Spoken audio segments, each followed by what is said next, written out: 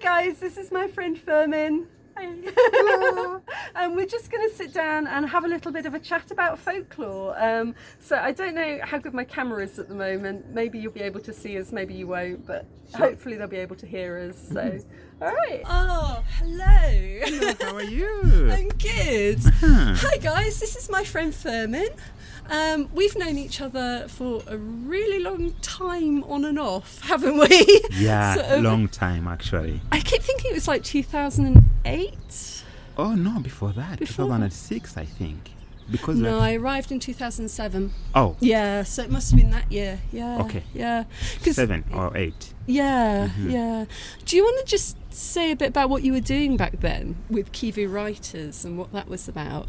Oh, very interesting. At that time, I was actually one of the facilitators of Kivu Writers organization participants. Because this Kivu Writers was an initiative of VSO volunteers who were actually helping children to write stories, and they would actually put out a competition in the schools they were supporting, and all the kids who would submit their entries would be selected, and the best stories would actually be rewarded. And those who are rewarded would be taken far from Kigali at Kibuye, near the shore of Lake Kivu. Yeah. It's have so the beautiful session there, yeah. so that they can improve their stories, and in the end, all edited stories, short poems would be published in a small magazine. So during that time, we actually met when I was a facilitator in that group, and later I also became the director of that organization. On Facebook, on some social medias, I still have other people who are asking me about Kivu Writers. How did it go? Where is it? It was such a big thing because it was about the only thing at that time going on with creative writing. I mean, I never saw anything quite like that again, I don't think. And especially when you took them off to Lake Kivu, because it is so beautiful there. You know, if you're creative, if you're a writer, that is the place to be. Yeah. And I'm glad that some of the children who went through that training, most of them are actually now very successful. So you can tell the impact of that organization. Even though we would spend a few days with them, corrected their works, but it inspired them. Are they still writing? Are any of them still writing? Well, I have no idea, but I hear some of them are in Canada doing their masters or PhDs, others in the US, and those who are around are also very successful in what they're doing. So yeah, I mean, you're just so sort of knowledgeable about publishing and everything to do with writing in Rwanda, and it I was just my passion. Yeah. I remember when I was doing my masters in US, I would always be looking for ways of writing.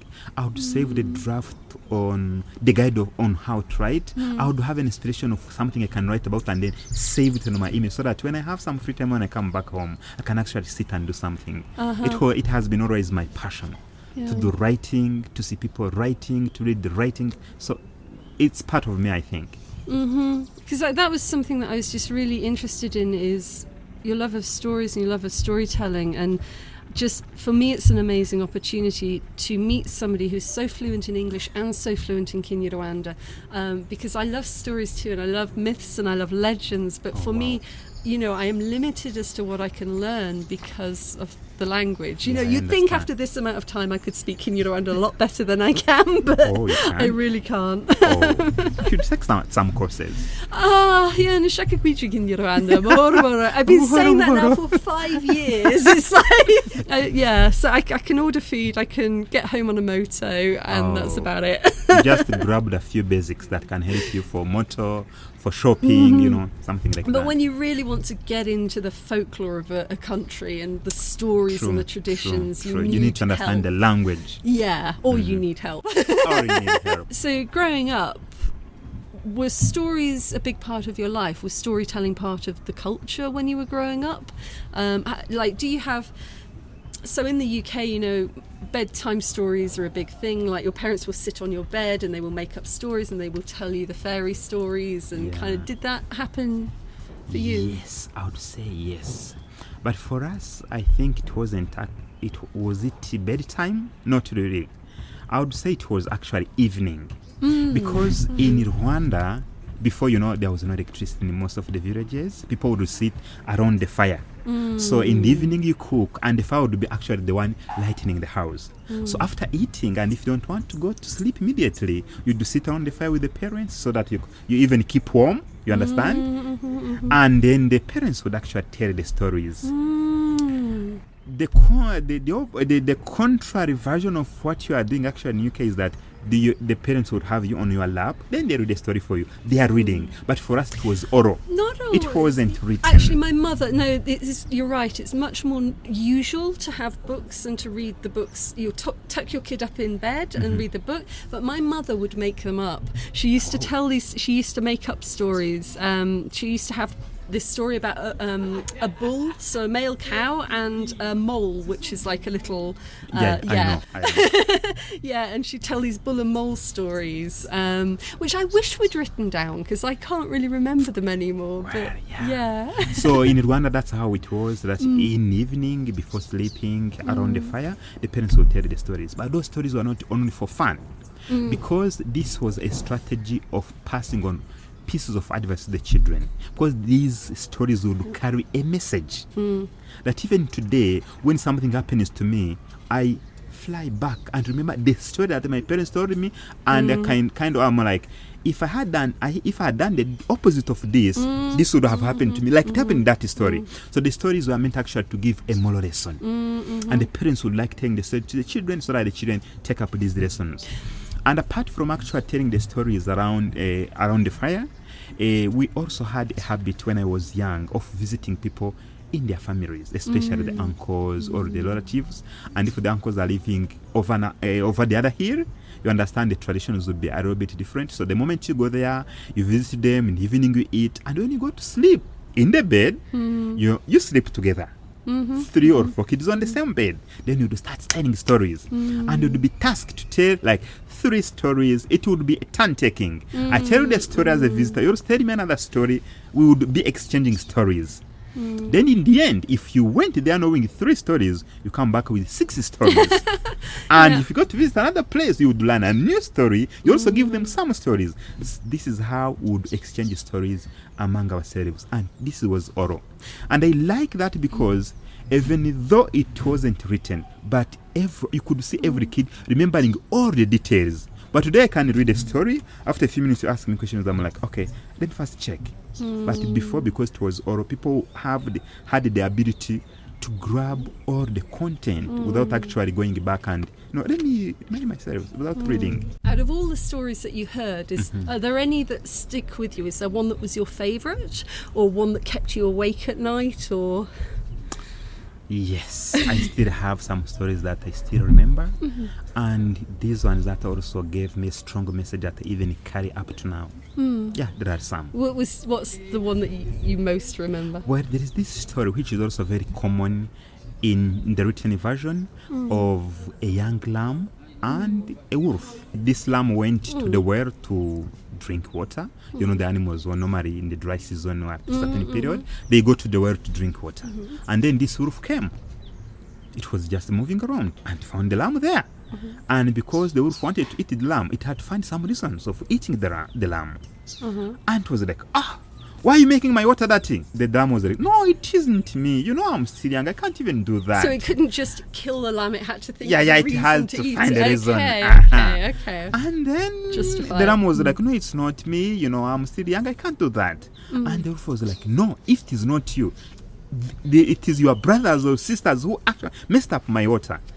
And then with that, the wolf grabbed the lamb and then ate it. So, you know, and sometimes one of the lessons I got from that is that sometimes you may go somewhere, you are a relative, maybe your dad did something wrong or this or that, and at some point people can actually do something bad to you because of what your relatives have done. And that has taught me a lesson that I shouldn't actually try to do anything bad, because it can have impact on my children or on my relatives and so on. Because when they are not there, and people find me and they relate me to my relatives, they can still do something bad to me, because they will say, if it is not you, these are your relatives who did that. So I still carry this message that I shouldn't try to harm someone, do something bad to someone, because the moment I do it and they meet my kid, they meet my brother, they meet my sister, they would actually revenge on them. Rwanda's got such a history of being an independent kingdom, then the Germans, then the Belgians, now the international community. Is it difficult to know which are the preserved Rwandan stories that haven't been changed and which ones have been brought by other countries and other cultures? And, is it easy to tell, or is it... Yeah, I think that for some stories you can easily tell that these are brought from the Western. Like this one I'm telling you, I think I've also seen it in the book, read that in the books. But there are other stories that you cannot find in other cultures. Like when we have some legends, we have some other folklores that we have, which are very unique here. For example, we have this story of Maguru Nsibika. Yes, my favorite. That one, yeah. If you look for it in other books, you will not find it. You won't find it. It's true. Very, very It Rwandan. is specific to Rwandan. But one that always kind of hit me and went, oh, that's strange. So there's a Disney movie. I haven't seen it. It's based on I'm not sure if it's a Mongolian or a Chinese or a Tibetan story called...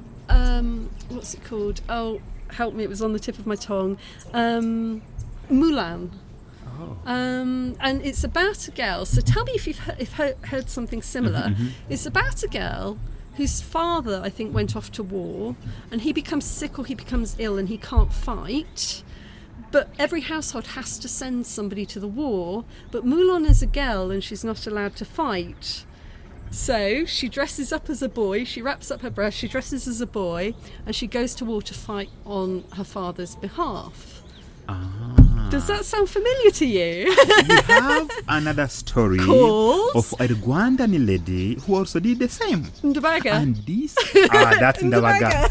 Yes. And when I heard this and I thought, but that is an identical story. But to me, Ndabaga is absolutely a Rwandan story. Yeah, it's a Rwandan story because, in traditional Rwanda, of course, the land was very small and had to be expanded.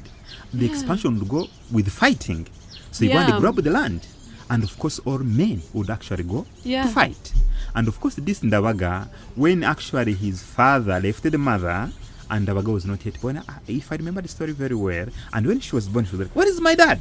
Then she heard that the dad went to the war, and he can't come back until he has a replacement. And unfortunately, there, a baby girl, and the girls were not allowed to go in the military.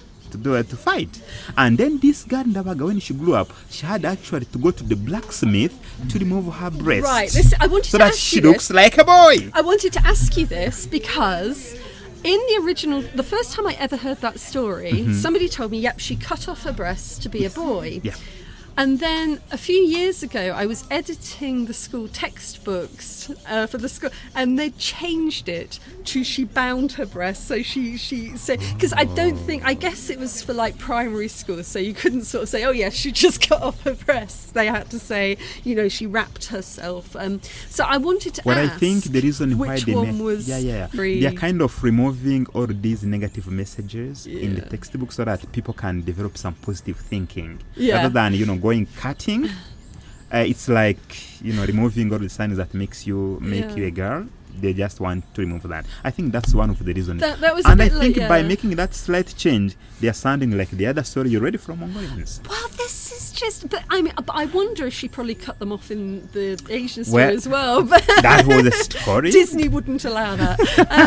But it's really interesting. I just thought though, because Mulan, I think, is very distinctly an Asian story, originates in Asia, and this is very distinctly originating in Africa, but it is almost an identical story, and it's that just fascinates me, because I mean, like you say, in Nsibika and Maguru, where you've got the long-legged warrior and there's this shapeshifter, I haven't heard that anywhere else. But can I ask you, so in Nsibika growing up, I mean, what does that represent to you? What do you take from the story of Maguru and Nsibika? Well, the story is somehow very interesting, but it has also some exaggerations in the way they tell the story, because Maguru would be compared with someone who knows how to run very fast. He was a great warrior, but one of his skills was actually running. So you remember when he cut off the tail of the Nsibika, he had to run as fast as he could so that the Nsibika could not catch him.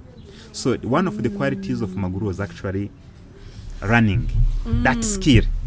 And what I learned from the story, if you see the advice that when he ran away with the tail of the Insibika, he told him, Maguru, you've taken my tail, but I will catch you. I will make myself a small stick and you will take me, then I will revenge on you. Oh, whoa, wait.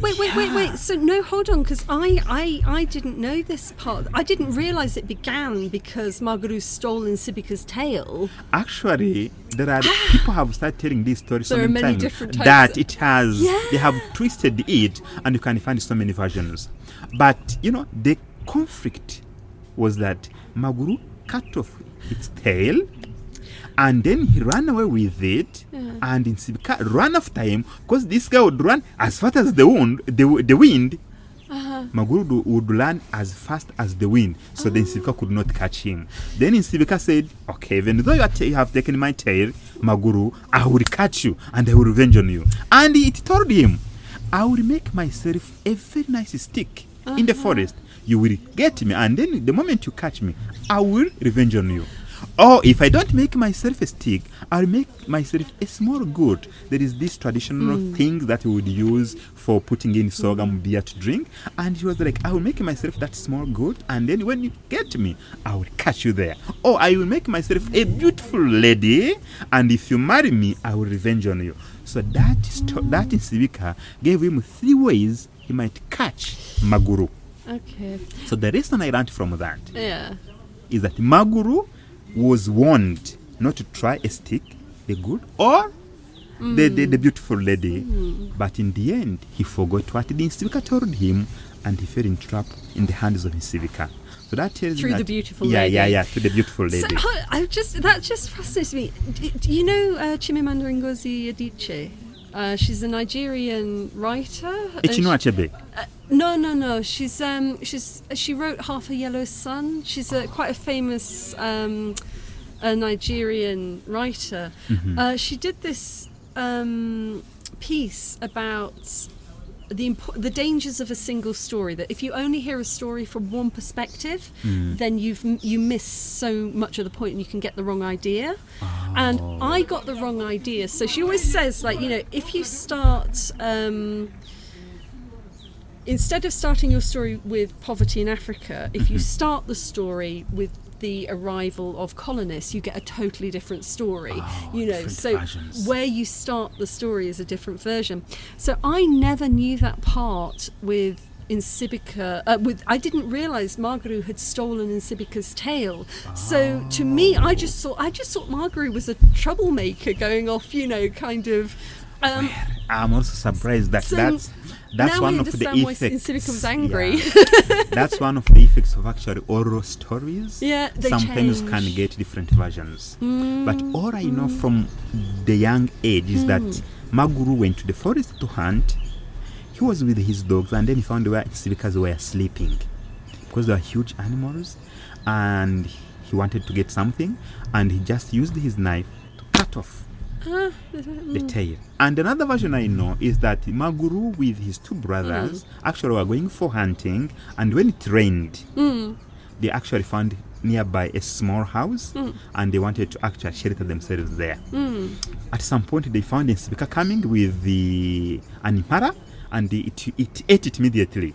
And then when it Nsibika ate the impala. It came from hunting to its house, and then he found the 3 boys there. So after eating the impala, it said, "Oh, I will also eat you."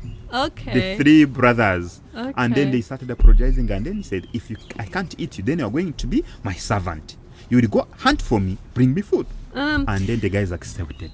I've got a children's book of this, and that's the story I think is in there, because they've got the house and the 3 brothers in there. Yeah. That's fascinating. So, you hear stories, or you hear the names of certain gods like Rayangombe, Nyambinge, and I've heard stories like Nyambinge is supposed to live on Kirasembe and drink tea out of a snail shell, and it's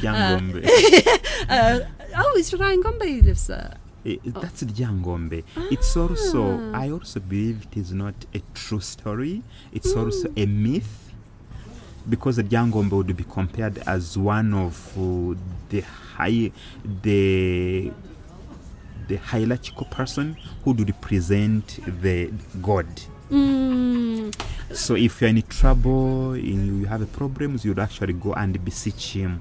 Okay. And these people are still who are still actually practicing the old, I would call it, the traditional religions, are still referring to Ryangombe, Can I ask you what your word for that is? Because I've heard umufumu, but I know that's witchcraft. Is that what you call it? Or? Yeah. Okay. Well, he was actually more than umufumu. Umufumu is kind of like a witch. He's like an ancestral god. Yes. Yeah. Yes. Because I know the imoko tree. He's Yes. Yeah, but that's what I wanted to ask you about, because I years ago, when I first got here, I was really interested in traditional religion and beliefs, and I was really interested in traditional folklore.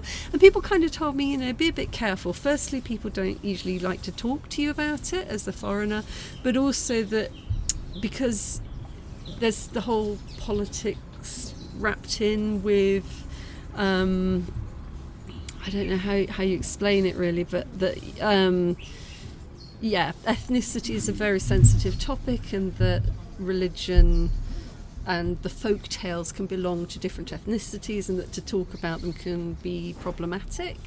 And I don't know if that's a true thing, or if that's... Well, I'm not very sure, but all I know that those traditional religions, they were actually common to all Rwandans. Yeah. And I heard of some years back, this journalist from Radio Sarus at University of Rwanda, Huye, that at some point they wanted actually to belie or to find the truth behind our Pfumu, the witch doctors in Rwanda. Yeah. And sometimes when you go to these our Pfumu, you will hear they actually change the voice. They dress like monsters. They will be shaking things. Congo, they will West be shaking Africa, things. yeah. And these guys want to go and actually find out the truth behind all of that. Well, yeah. And they had some radios and some video to record everything. Yeah. And they found out that some of the things Bafumus do are just empty. They're nothing. It's only lying.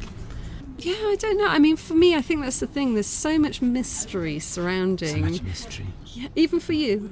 Well, I think so. As a child who grew up in a society that tells stories, that also has those myths, especially these legends. We have so many things that in our stories that when you read them, you're like, oh, really? Yeah, I didn't know about this. Yeah. There is this other story called Ngunda. Ngunda is this person who was known for working very hard but also eating a lot. And Ngunda, they said he would actually use his hoe to cultivate like 3 mountains a day. Mountains, I mean, this whole area, he would finish this, go to another mountain, go to another one person. But when it comes to eating, he would also do what? Eat a lot. So the way they would actually draw him, he would be drawn as this guy who sits like this. Yeah. This part would be this way, and they would put a lot of food in front of him. And of course, part of the learning kids would get there is that as you work hard, you may also need to eat. And you can't expect eating without having worked.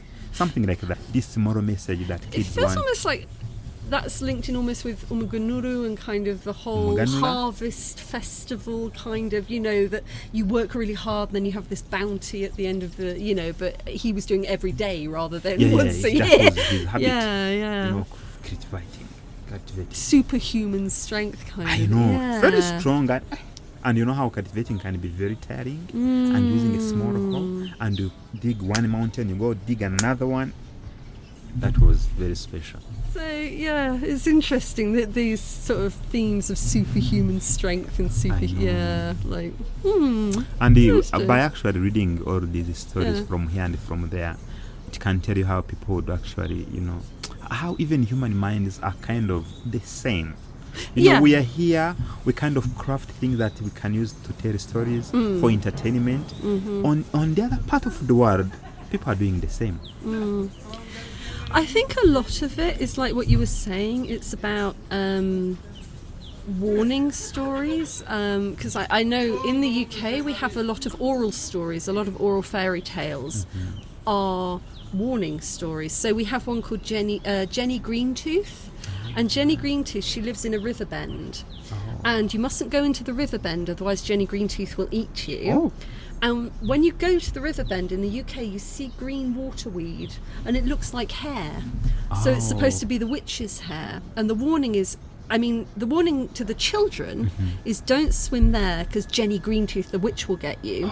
But as an adult, you understand that if you swim in waterweed, you get trapped, you can't get out. So more a message. Yeah, and the message, it works for children on one level, and it works for adults. When you get a bit older, you realise what was behind it. But I was fascinated. There's some articles that show, like Aboriginal Australians and even European fairy tales.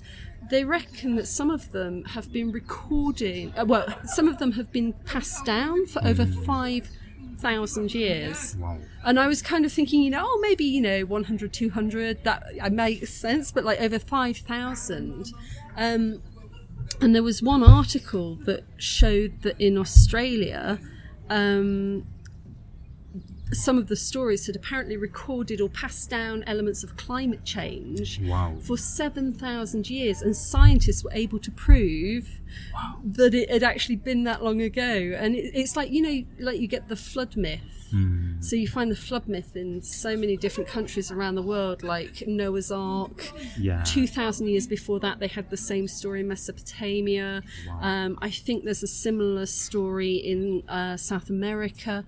So it's kind of fascinating. It's like these stories, I guess some of them are warning stories and some of them are historical documents passed down, and some of them are like ancestral God story. It's fascinating how in Rwanda we have all those categories.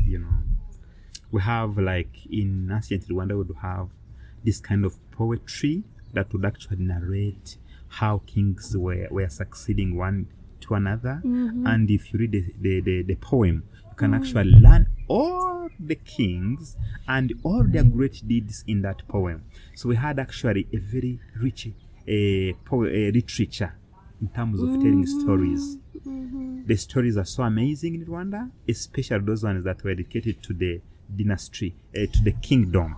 And are there still people who can still do this, who still remember it by heart? Well, we may not have people who remember them because of this written movement that people are no longer using the oral part. But we have some books where you can find those stories, and that's how I actually happened to learn about the history of Rwanda, because it was told through stories.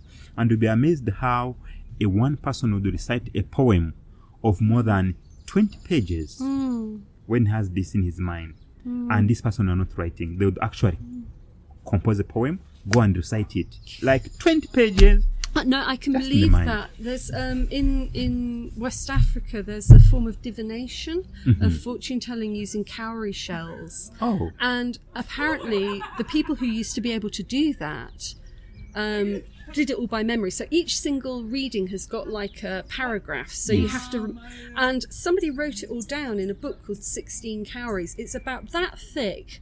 There's probably about 400 pages or more, and people they knew it off by heart. They knew they had to recite in order to become a fortune teller. They had to recite, prove that they knew these verses. So I could believe that people had these incredible memories. I know. And also I think that's to do with the rhythm of the words as well. It would be rhythmic, so that when they're reciting rhyming, that it's kind of good to the ear and people want to hear it, have that message, kind of thing.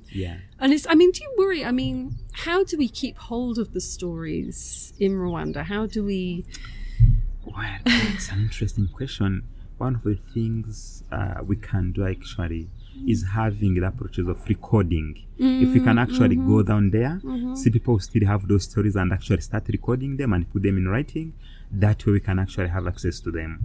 And of course, it will require people to go out, because if you still remain in the town, you may not be able to do that, to find that. And of course, we can also we might have some writings that date back in the past that may have some of those stories, but of course as time changes, the history will change, the textbooks will change, and we might be able to do some of the things.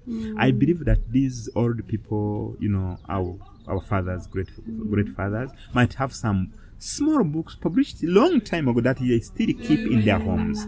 So we can be able to correct them and actually rewrite or tell the stories. We can also get hold of those stories. I can't think of another way apart from actually going back and record and actually consulting the literature of ancient written books.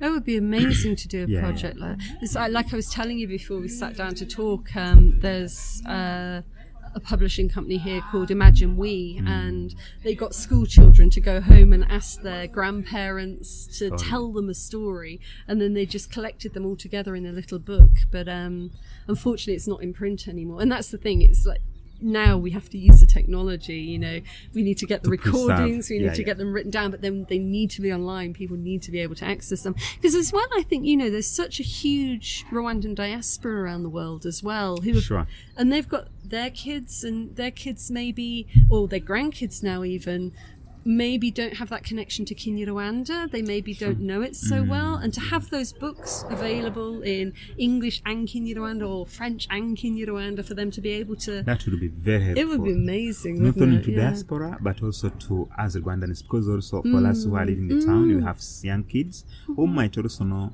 want to learn and know the stories of the past. It can also be and useful. I think folklore is such a joining thing. Like you say, it says something about human beings around the world, doesn't it? It's their life. It's their life. And it kind of, that's the thing, is when I was trying to improve my Kinyarwanda, I wanted to start with children's stories, because I want the stories and folklore, and I want to, that thing that interests me. Our country had actually rich literature. We have these definitions that we had in our country, and of course people can't even access them anymore. I'm afraid if there are any printed books about that. The divination. Yeah. I saw a thing at the Ethnographic Museum.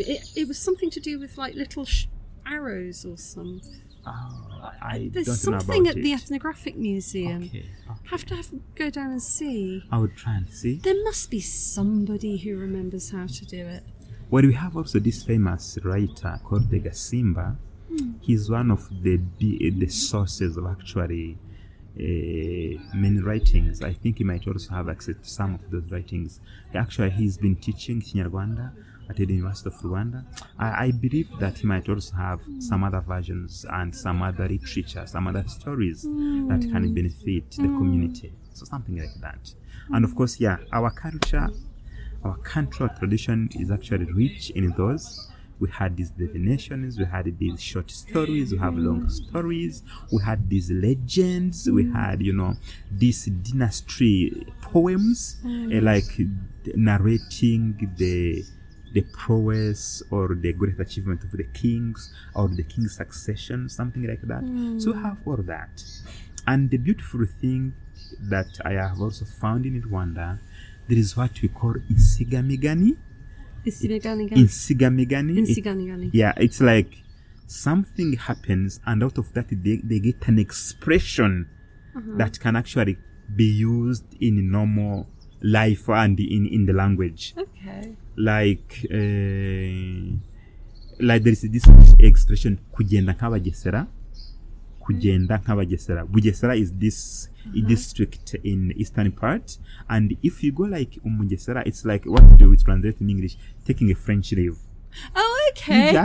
You've gone to Bugesera. Okay, got it. Yeah. So we have just disappeared for the day. They call them insigamigani. It's like something happens, and out of that, an expression is born and is used in the normal language. Okay. I also like that. So when you are reading such books, that kugenda nk'abagesera means taking a French leave, they would just say it was long time ago in the 80s. This king was doing this happened. You find it is so beautiful. People who have a chance to access these books in Kinyarwanda, it's so sweet. I'm telling you, come across those. Enriches the language, enriches the experience. I know. Okay. Yeah. And also to appreciate your approach of actually getting things and then actually share them on YouTube, because this is one of the steps that can actually help us to preserve some of the literature pieces we are likely to lose, and also to share with other people. And if you can be able actually to go out and look for all these different categories. Oh, I'd love the to poetry, do that, yeah. especially for those of the past, the songs we would sing, people would sing during the war, during harvest time. They would have songs for different occasions, and look at these divinations and then record them. They look at those folklores and actually bring them together. Even this literature we had, sometimes you would hear a story that has characters or animal characters that these animals did not even exist. Like when you talk of Insibika, you can hardly find an equivalent word of Insibika, but you have it in the story. That's really weird, isn't it? Where did that come from? Who made that one up? Yeah. I know. That's interesting. I'm trying to think if and you have other stories that also have these kind of animals that you can never find, but they're in literature. In the UK we have do you know Scotland, yes, the national animal of Scotland doesn't exist, and Wales doesn't exist. On the flag of Wales is a dragon. Scotland is a unicorn. They don't exist, and it's like, wow, but they're so in our folklore, in our folk history, in our folk stories that people identify with them until to the point of putting them on the flags. Yes, so you can see the beauty. It's fascinating, isn't it? Culture. And I also think it's interesting what you're saying about YouTube, and I think with YouTube and social media, people all around the world, there's this movement called Folklore Thursday on Twitter, where every Thursday people just post folklore from their countries around the world. Wow. And people are just fascinated by it. And I think when you start to post stories, you start to make those connections, you start to kind of attract people who are interested in the same thing, and then people tell you about folklore in their country that is really similar or sort of completely unique, So I think it's really interesting. I'd love, if I didn't have to work, I would love to do more of this. please find some time for that. Yeah, I think we should. We should go, and I'd love to go around Rwanda looking at folklore sites, sure, places where I don't know if there's a forest that Insibika lived in, or because I know there's Our Lady of Kibeho, isn't the Christian story? Yeah. So there are some places that are kind of linked to folklore, but I don't know. But yeah. Anyway, thank you so much for your time, and well, maybe we'll do this again. Sure, no problem. Anytime. Maybe people will have questions to ask. They will put them on YouTube, your YouTube channel, and you can be able to respond. That would be very, very cool. Sure. Right. It's my thing showing us. Hi guys, this is my... Are you ready? Yes, I am. Hi guys, this is my friend Firmin. Hi. Hello. And we're just going to sit down and have a little bit of a chat about folklore. So I don't know how good my camera is at the moment. Maybe you'll be able to see us, maybe you won't, but hopefully they'll be able to hear us. So, all right. No worries. I think we're definitely done now.